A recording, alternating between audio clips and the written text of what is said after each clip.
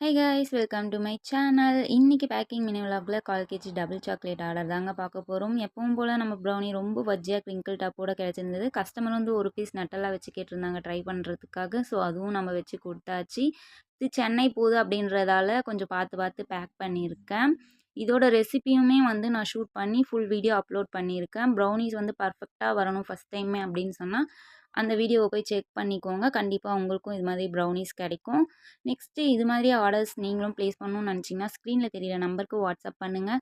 இப்போ பார்த்தீங்கன்னா வேலண்டைன்ஸ் டேக்காக நிறைய ஆஃபர்ஸும் போயிட்டுருக்கு. ஸோ வந்து செக் பண்ணிக்கோங்க. கஸ்டமருக்கு ஆஃபராக வந்து ஹோம்மேட் சாக்லேட் வச்சு பேக் பண்ணியிருந்தேன்.